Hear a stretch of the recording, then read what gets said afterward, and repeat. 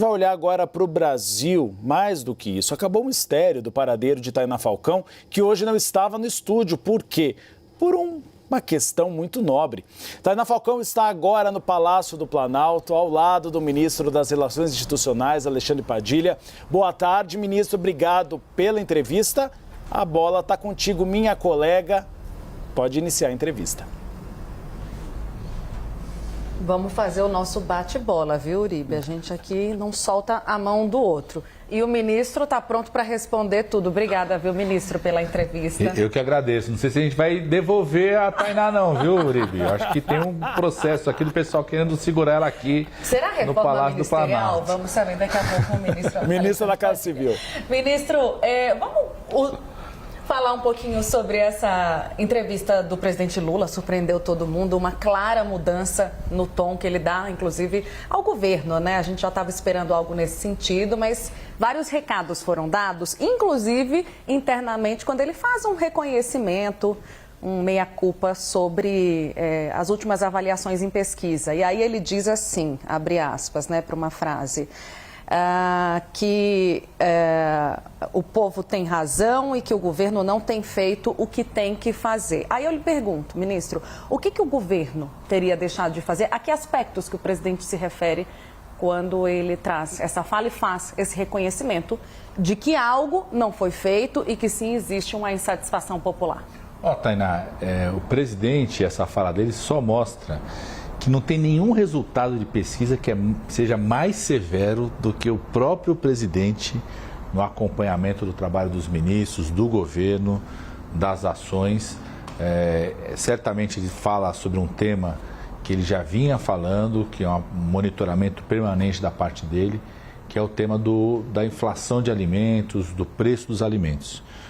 Nós, nesses 2 últimos anos, os primeiros 2 anos do governo, nós tiramos milhões de pessoas da miséria, chegamos a menor proporção de situação de miséria, estamos no caminho de fazer com que o Brasil saia do mapa da fome, chegamos ao menor nível de desemprego, o maior aumento da renda média das famílias nos últimos 10 anos aconteceram nesses últimos 2 anos, colocamos o Brasil para crescer, aprovamos tudo que era necessário no Congresso Nacional para que isso acontecesse, mas isso não pode fazer com que a gente baixe a guarda em relação a nenhum tema, em especial sobre o tema do preço dos alimentos, daquilo que está chegando no supermercado, o valor. Então, tem uma preocupação grande do presidente. E ele falava isso antes de qualquer pesquisa.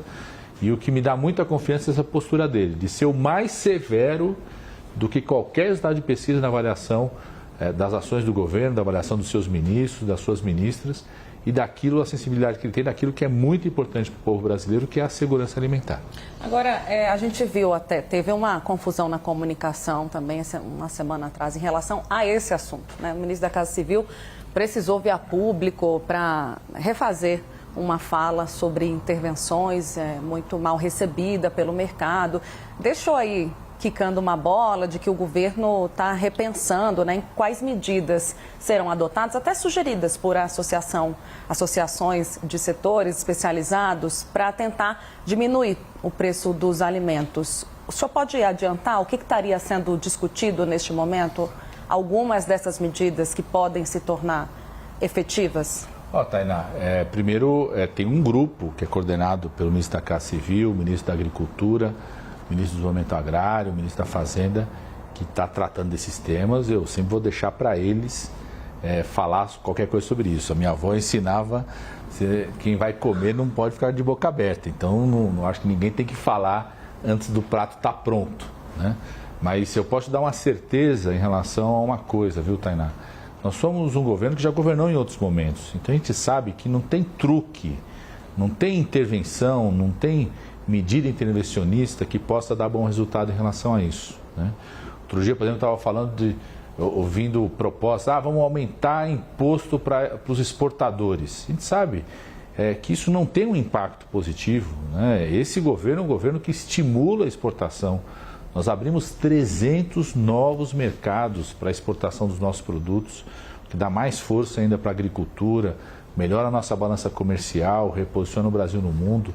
Então, o que eu posso dizer é que não tem nenhuma medida que seja intervencionista, porque muitas vezes medidas intervencionistas, a pessoa pode até ter boa intenção, mas o resultado é muito negativo. Esse é um governo que já governou em outros momentos e que sabe que a coisa mais importante para garantir comida, né, no prato da população brasileira a preço justo é ter um bom ambiente econômico no nosso país e estimular a produção de alimentos, que nós temos feito desde 2023, no começo do governo, quando fizemos um maior plano safra. Depois do ano passado a mesma coisa. Esse ano o Ministério da Agricultura e o Ministério do Desenvolvimento Agrário estão preparando a nova edição do Plano Safra para estimular cada vez mais a produção de alimentos para o povo brasileiro. Vou jogar para o Uribe já, mas deixa eu pegar aqui um assunto que está mais próximo, que é a eleição da Câmara e do Senado, né? E o senhor viveu maus bocados sobre a gestão de Arthur Lira ali numa relação tanto conflituosa, né, com recado daqui e dali, Arthur Lira que chegou a romper, de fato, o diálogo com o senhor. Ele falou isso publicamente, que só falava com outros ministros, o ministro Rui Costa e Fernando Haddad, por exemplo, né? Vem aí Hugo Mota e Davi Alcolumbre, e o senhor vai precisar atuar com esses dois novos personagens, né? O que o senhor espera dessa relação, né? E mais do que a sua relação, porque acabou sendo uma relação, né, personalizada, né, entre Arthur Lira e Alexandre Padilha, quando a gente olha para Congresso e Executivo. Mais do que isso, a relação do governo num ambiente que o que a gente ouve do lado de lá ainda é de insatisfação, sobretudo em relação a esse impasse sobre as emendas, né, que durante meses aí colocou os poderes em lados contrários. Tainá, eu tenho a melhor expectativa possível, inclusive amanhã, né, com a orientação do presidente Lula, vou me licenciar aqui do cargo de ministro das Relações Institucionais para assumir meu papel como deputado federal para votar no presidente Hugo Mota. Orientamos os ministros que são senadores a fazer o mesmo para votar no presidente Davi Alcolumbre. Eu tenho a melhor expectativa possível, pelo que eu conheço dos dois, pela a participação dos dois nesses 2 primeiros anos, nos ajudaram muito. Estamos terminamos o segundo ano de governo com a maior taxa de aprovação da história, desde a redemocratização, de projetos de iniciativa do governo. E tanto o líder Hugo Mota quanto o presidente Alcolumbre ajudaram muito, além do próprio presidente Arthur Lira e do presidente Pacheco. Então, a expectativa é a melhor possível. A gente tinha um verdadeiro programa de reabilitação, né, Tânia? Eu sempre falava isso. O presidente Lula me chamou para recriar o Ministério das Relações Institucionais. A gente ia fazer um programa de reabilitação das relações institucionais no país, porque o relacionamento era tóxico no governo anterior, né? De conflito com o Congresso, conflito com o Judiciário, conflito com a imprensa. Mas foi um pouco também? Então a gente ia construir um programa, e estamos construindo, né? Quando você faz um programa de reabilitação, você não acaba de uma hora para outra com tudo que tinha de toxicidade antes. Então a gente está reconstruindo esse ambiente de reabilitação, com muita mediação, o governo sempre mantendo diálogo, né? Se teve algum momento que não teve diálogo, não foi da parte do governo. Sempre o governo mantendo o diálogo com seus ministros, toda vez, né, participação de vários ministros. Você citou o ministro da Casa Civil, que sempre contribuiu muito para fechar o mérito dos temas. O nosso ministro Fernando Haddad foi decisivo, fundamental, muito importante para o país, na liderança do debate econômico. Ministros de vários ministérios que ajudaram nos temas, ajudaram suas bancadas, envolvendo todo o governo. Nosso papel é de envolver, coordenar todos eles aqui. E nós estamos com uma expectativa muito positiva dos próximos 2 anos, né? Estamos construindo uma agenda de prioridades. Vamos apresentar a agenda detalhada na segunda semana de fevereiro. Nessa primeira semana tem a eleição das presidências. A expectativa é, logo na segunda semana, mostrar ali para o Congresso Nacional quais são os projetos prioritários que o governo quer que sejam aprovados para o Brasil. Uribe. Ministro, eu gostaria de aprofundar um pouco a primeira pergunta da Tainá Falcão, do presidente Lula reconhecendo que o povo não está feliz porque as promessas não foram cumpridas. Eu gostaria de uma autocrítica do senhor. O que deu errado? O que o governo prometeu e não fez e o que poderia ser diferente? O governo tem 4 anos, né, Uribe? Então, nós temos 4 anos para entregar os compromissos que foram feitos durante a campanha eleitoral. Citar um exemplo, nós nos comprometemos durante a campanha eleitoral a fazer com que todo mundo que ganha até R$5 mil no país não precise pagar imposto de renda. Nós estamos começando o terceiro ano de governo, já com quem ganha até cerca de R$3.100 não precisa pagar o imposto de renda. Conseguimos aprovar isso no primeiro ano, começou a funcionar no segundo ano e agora já o terceiro ano de governo aumenta isso porque aumenta o salário mínimo. Então, nós vamos trabalhar muito, esse vai ser um tema forte ao longo de todo o ano no Congresso Nacional, que é a proposta do governo de garantir com quem ganha até R$5.000 não paga imposto de renda, aliviando o bolso da grande maioria das famílias brasileiras, permitindo que elas possam ajudar a gerar mais economia e ter uma qualidade de vida maior, né? Então tem várias coisas que estão sendo programadas e estamos trabalhando para ser entregues ao longo dos 4 anos de governo. Quando o presidente Lula fala, ele fala disso, né? Tem coisas que ainda precisam ser entregues e tem coisas que é um monitoramento permanente, como a gente estava falando do tema da inflação de alimentos, tá certo? Quando você tem qualquer tipo de oscilação, estar atento a isso, monitorar isso, criar um bom ambiente econômico no país para que isso aconteça, né? E eu acho que nós estamos retomando com muita serenidade, mantendo a racionalidade, sem entrar, né, em qualquer medida intervencionista, qualquer medida que entre nas especulações. Com muita serenidade, nós estamos retomando o ambiente econômico, que eu acho que vai ajudar a enfrentar muito bem esse tema da inflação. Ô, ministro, eu queria falar sobre reforma ministerial, né? É o assunto da vez, a gente não pode deixar de falar sobre isso.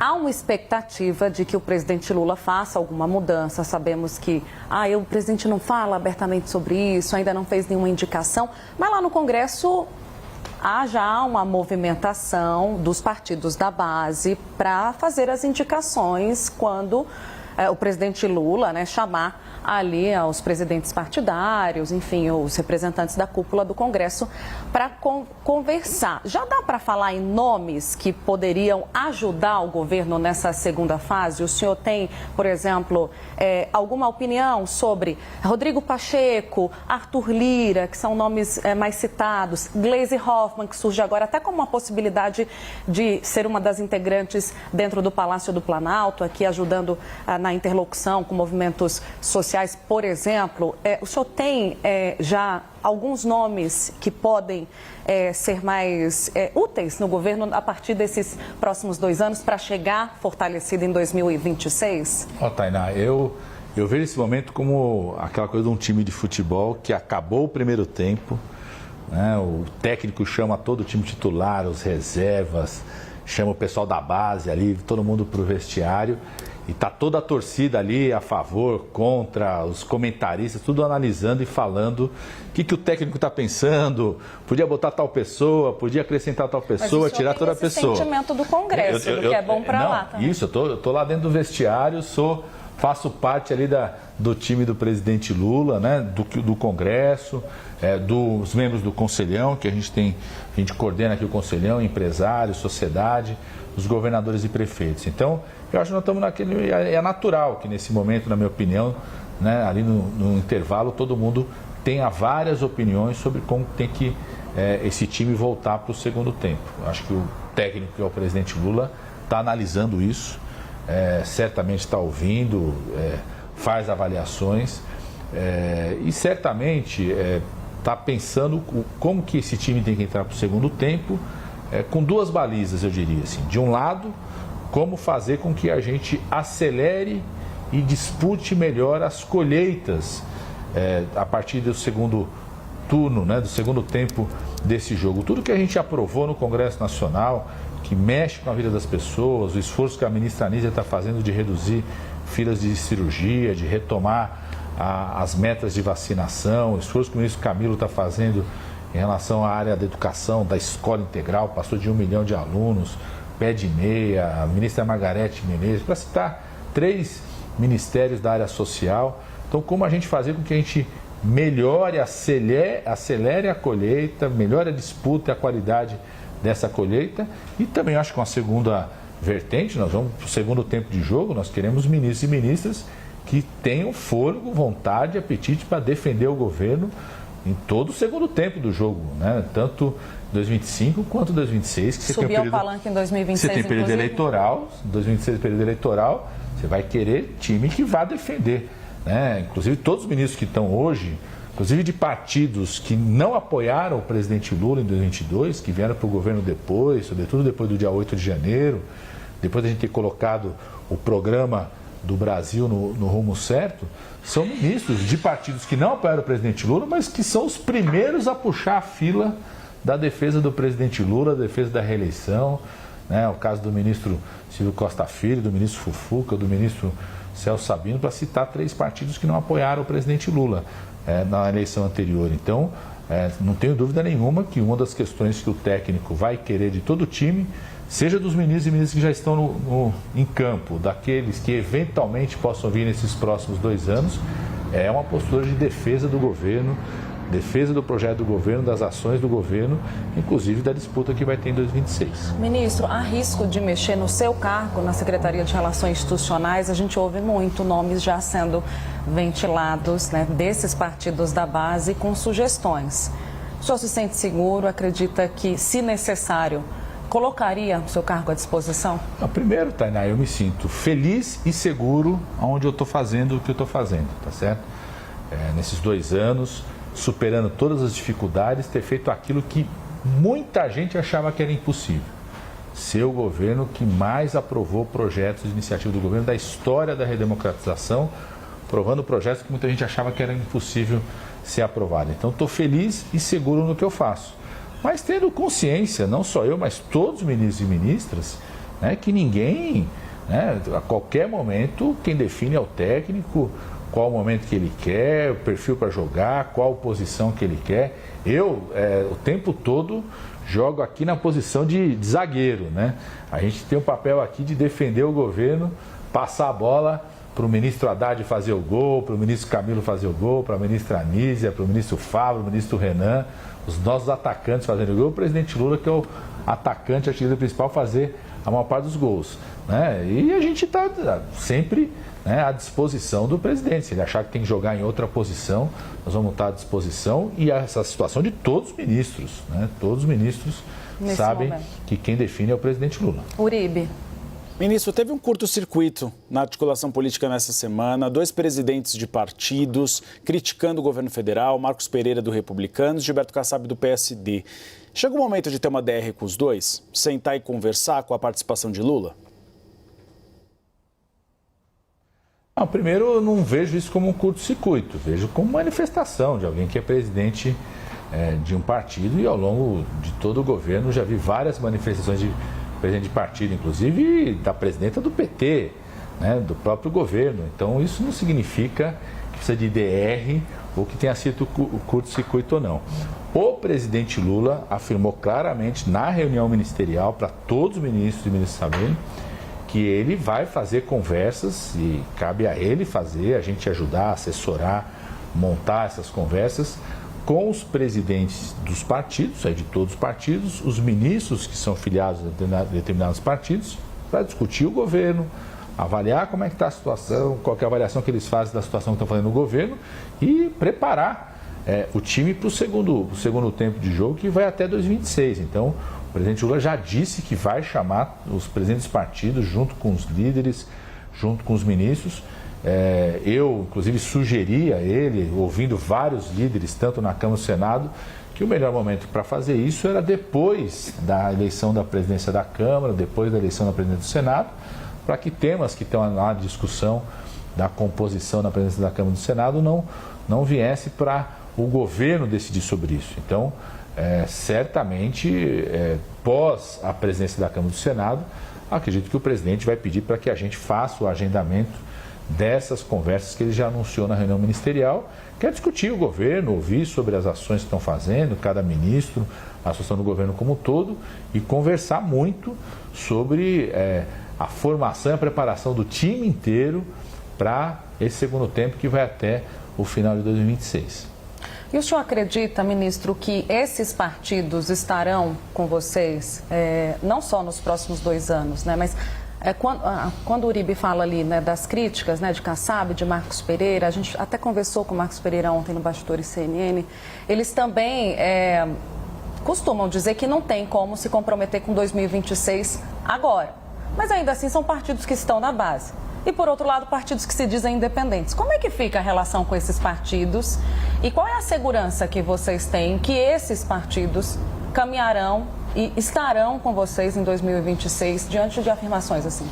Primeiro, Tainá, eu parto de uma avaliação do papel destes partidos, sobretudo dos seus ministros, que eles indicaram, lideranças políticas importantes nesses 2 anos. Como eu falei, são partidos que não apoiaram o presidente Lula em 2022, apoiaram inclusive o governo anterior, e que perceberam, a partir de quando a gente desmontou aquele golpe do dia 8 de janeiro e começamos a colocar o Brasil no rumo certo do crescimento econômico, redução do desemprego, redução da desigualdade, reposicionamento do Brasil no mundo de forma soberana, buscaram agregar e vieram para o governo. Então, esses ministros, que são lideranças importantes, mesmo seus partidos se posicionando como independentes, apoiaram outras candidaturas, fazem parte de governos que são de oposição ao governo federal, foram ministros extremamente fiéis ao governo, puxam a fila da mensagem de reeleição do presidente Lula e ajudaram muito a que essas bancadas pudessem votar em questões tão importantes para o Brasil, né? Você pega essas bancadas, cresceram muito, a gente não teria aprovado a reforma tributária, o aumento do salário mínimo, a recriação do Mais Médicos, do ensino tempo integral, do pé de meia, de programas tão importantes, sem os votos dessas bancadas. Então, eu avalio a partir da ação que eles já fazem hoje. E acredito que sim, que todo ministro do presidente Lula, que já está ou que eventualmente venha a participar do governo nos próximos 2 anos, vai ser um fiel defensor do governo e com isso vai atrair tanto os segmentos sociais quanto os segmentos partidários que eles representam para defender o presidente Lula e defender a manutenção desse projeto de governo. Deixa eu sinalizar para o meu companheiro aqui de bancada, Uribe, mais uma daí. Queria perguntar, o ministro falou que não vai haver intervenção em relação ao preço dos alimentos. A Petrobras já avaliou que não vai ter o aumento do preço dos combustíveis, apesar do aumento agora, claro, por uma decisão do CONFAS em relação ao ICMS. Caso haja defasagem em relação ao dólar, haverá uma mudança no preço dos combustíveis? O governo federal não vai segurar o preço dos combustíveis? O próprio presidente Lula já falou sobre isso hoje de manhã. A postura do presidente Lula sempre será uma postura não intervencionista, porque a gente aprendeu ao longo dos anos no nosso país que medidas intervencionistas podem até ser bem intencionadas, mas os resultados são negativos, né? Quem fez intervenções que prejudicaram muito o país foi o governo anterior, né, sobre vários sistemas, que impactou na receita dos estados, dos municípios, que gerou, né, uma verdadeira operação boca de urna, que fez com que a gente fizesse um esforço enorme para recuperar a economia do país, a saúde das contas públicas. O Brasil, Uribe, foi o 3º país do mundo, dos países emergentes, segundo o FMI, que fez o 3º maior ajuste fiscal nesses 2 primeiros anos de governo. Com uma diferença: todos os outros que fizeram ajuste fiscal parecido com o Brasil, aumentou a miséria, aumentou o desemprego, o crescimento caiu. O Brasil fez isso com taxa de crescimento maior do que a última década, com redução de desemprego, tirando milhões de brasileiros da situação de miséria, né, com aumento da renda média das famílias, e esse rumo na economia a gente precisa manter. Agora, ministro, eu queria falar um pouco de projeto, né? Porque o senhor falou aí, olha, na segunda, vou apresentar o que é prioridade. Na segunda semana de fevereiro. Na segunda semana de fevereiro, isso. Certo. Até para a gente não ficar tão ansioso aqui, ministro, se o senhor quiser, claro, adiantar para a gente alguma coisa. Falar algumas coisas. Eu queria saber... Aí, Tainá e Uribe. Por onde é que o governo vai caminhar, né, nesse ano de 2025? A gente sabe que sempre, é claro, o foco continua muito forte em economia. Tem uma promessa de uma reforma da renda ampla, também a isenção, que engloba também a isenção do imposto de renda para quem ganha até R$5.000. Eu imagino que essa é a prioridade, ou uma das prioridades, mas o que mais está nessa agenda que será apresentada ao Congresso e na sua avaliação, né? Como é que o senhor vai tratar desses assuntos desafiadores, ainda que economia, né, acabe sendo um tema que abarque, né, todos os interesses, ainda assim será um ano desafiador, né, para a relação com o Congresso? Como é que o senhor vai trabalhar para diminuir os desafios e conseguir aprovar essa agenda? Tainá, a primeira prioridade nossa colocar em andamento tudo aquilo que a gente já aprovou nos 2 primeiros anos. Só da área econômica foram 32 projetos estratégicos aprovados nesses 2 primeiros anos, que agora tem regulamentação, implementação. A gente faz questão, inclusive, de ir mostrando para o Congresso Nacional como isso está acontecendo. O segundo, como eu falei, na segunda semana de fevereiro nós vamos apresentar a agenda prioritária, que é o tempo aí que o presidente da Câmara, do Senado já tiveram de montar as suas composições, e elas têm alguns eixos fundamentais. Por exemplo, o primeiro eixo, que eu acho que é um eixo que eu chamo de fazer com que o Brasil seja um país mais justo do ponto de vista econômico. E o carro-chefe desse eixo, como você falou, é a reforma da renda. É o principal, então, garantir com que as pessoas que ganham até R$5.000 não precisam pagar imposto de renda, aliviando o bolso dessas famílias. O segundo eixo, o ambiente que estimule o micro e pequeno empreendedor e os investimentos no Brasil. Aí você tem o Acredita Exportação, que é um projeto que já está lá, enviamos no final do ano, que ele garante um estímulo para que o micro e pequeno empresário possa ser um exportador, estimulando esse setor para o empreendedorismo no nosso país. O tema da lei de falências, que a gente já votou na Câmara, está no Senado. O tema do devedor contumaz, são temas que criam um ambiente de negócio mais positivo para o país. Terceiro, nós definitivamente, Tainá, queremos que a educação esteja no centro da agenda de desenvolvimento do nosso país. A gente aprovou nesses 2 anos projetos muito importantes como Escola Integral, Pé de Meia, proteção e valorização dos professores. E agora, nesses próximos 2 anos, vamos debater o Plano Nacional de Educação, o próximo Plano Nacional de Educação, Sistema Nacional de Educação, que estabelece competências para estados e municípios e União, um mecanismo de avaliação da qualidade do ensino superior. Quarto tema, o tema da proteção ambiental. A gente já aprovou nesses 2 anos projetos muito importantes como o mercado de carbono, como plano de combate aos incêndios, mas tem temas que é prioridade para nós, por exemplo, aumentar a punição para os crimes ambientais, esses incêndios criminosos, se aumentar a punição em relação a isso, você aprimorar o mecanismo que o governo pode ter de contratação de brigadistas para combate a incêndio. Então essa é uma preocupação importante para nós. Quarto eixo, o tema dos crimes cometidos na internet. A gente não pode continuar com um ambiente onde crimes que são vistos como crimes e punidos como crimes no mundo presencial estejam liberados para acontecer na internet. Então, nós precisamos enfrentar isso para proteger as famílias, proteger as pessoas e os negócios que acontecem no ambiente digital. Então, um projeto prioritário que já foi aprovado no Senado no final do ano passado, prioritário para nós na Câmara, que é o projeto, por exemplo, da punição aos crimes contra crianças e adolescentes nas redes sociais, no ambiente digital, na internet. O debate da inteligência artificial, que nós já aprovamos no Senado, é prioridade aprovar na Câmara nos próximos 2 anos, e debater como que a gente pode enfrentar esses crimes que acontecem no ambiente digital. Ministro, tem alguns projetos já, que estão também já sendo pré-discutidos antes mesmo de serem pautados. Há exemplo do PL da anistia, que é algo que vem sendo negociado pelas duas partes, para quem quer votar e para quem não quer. PT pensa de um jeito, PL pensa de outro, eu digo negociado com o próximo presidente da Câmara. Eu queria entender o quão envolvido o governo está em se contrapor a essa proposta. Seria o caso de pedir explicitamente ao deputado Hugo Mota que não leve essa pauta adiante. E mais do que isso, eu queria te ouvir também sobre a escala 6x1, a PEC da deputada Érica Hilton, se o governo vai defendê-la também agora nessa próxima legislatura. Tainá, em relação ao PL da anistia, o próprio presidente Hugo Mota, o líder Hugo Mota, falou que ia fazer esse debate com os líderes.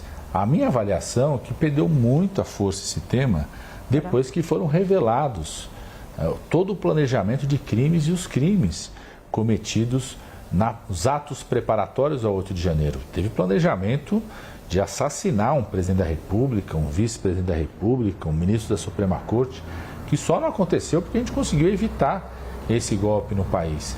Então, muitas vezes, quando se fala em anistia, se pega um exemplo de alguém condenado porque estava aqui e tenta, com esse exemplo, puxar o fio de anistiar todos os criminosos que planejaram um golpe nesse país, planejaram assassinar um presidente da República eleito, planejaram estourar um carro-bomba no aeroporto de Brasília. Então, eu acho que se perdeu muita força com as evidências que apareceram e é possível que surjam novas evidências, né? Mais evidências em relação a isso. Então, o próprio presidente Hugo Moura falou que vai conversar com os líderes sobre isso e eu acho que perdeu força esse tema. Também ele se comprometeu em fazer o debate da jornada 6x1, envolvendo a todos, empresários, trabalhadores, sociedade. Eu acho que é um debate que vai acontecer na Câmara dos Deputados e sei também que só tem condições de avançar se tem uma proposta que represente todos os interesses ali no âmbito do Congresso Nacional. Acho que esse debate vai acontecer sem dúvida alguma. Tem um ponto que eu não falei inicialmente, mas que é um projeto prioritário para nós do governo, que é a PEC, que estabelece que militares que disputem eleições tenham que ir depois para a reserva, ou seja, deixando muito claro que quem foi participar da disputa eleitoral política, compreendendo toda a especificidade de alguém que tem o papel de manusear armas, o monopólio das Forças Armadas, se vai disputar eleição, como acontece em outros países, tem que ir para a reserva, sair da ativa. Esse é um texto que foi apresentado dentro do Congresso Nacional, com o apoio dos comandantes das Forças Armadas, articulado pelo ministro Múcio, e nessa semana, inclusive, eu tive uma reunião com o senador Cajuru, que é o relator do projeto, que disse que vai solicitar ao presidente Davi Alcolumbre que esse projeto vá para a pauta o mais rápido possível, já foi aprovado na CCJ, uma expectativa importante de que isso é um avanço para consolidar a democracia, para consolidar o ambiente político, mas também para reafirmar o papel das Forças Armadas naquilo que a Constituição estabelece e que tem apoio dos comandantes das Forças Armadas. Ô, Uribe, tem um reloginho aqui, eu estou acompanhando o tempo por ele. Eu ia te pedir para sinalizar quanto tempo a gente ainda tem até o final do jornal. Já estão me dizendo que é a última pergunta, ministro.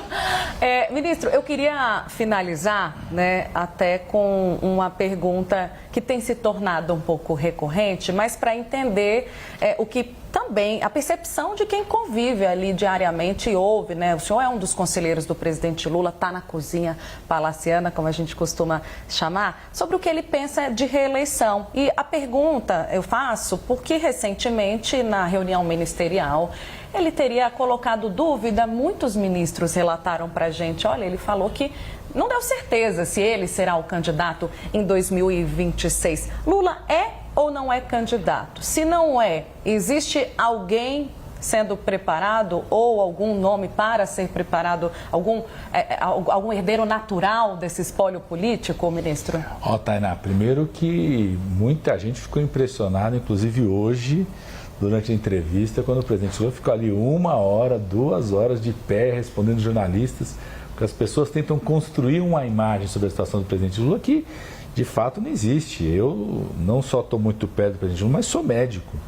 Se tem alguém que tem saúde, vai chegar em 2026 com saúde, com apetite, para defender o seu governo, tudo que foi feito nesse governo, e a melhor forma de defender é ser candidato à reeleição, é o presidente Lula, na minha opinião. Então, inclusive na reunião ministerial que ele disse, ele até citou Deus, ele falou assim, a gente nunca sabe o que Deus pode fazer. Ele fala assim, eu nunca imaginei que eu ia sofrer o acidente que eu sofri, porque ele sofreu um acidente, não sofreu um problema de saúde, Foi um acidente que desse acidente decorreu um problema de saúde recentemente.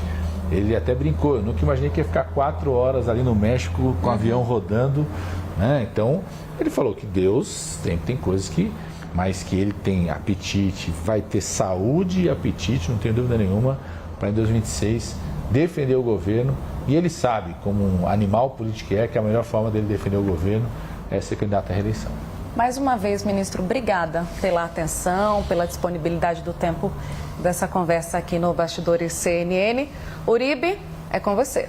Agradeço, ministro, pela disposição. Nós conversamos com o ministro de Relações Institucionais, Alexandre Padilha, espaço sempre aberto no Bastidores CNN. E muito obrigado, Tainá Falcão, por conduzir essa entrevista de maneira genial sempre.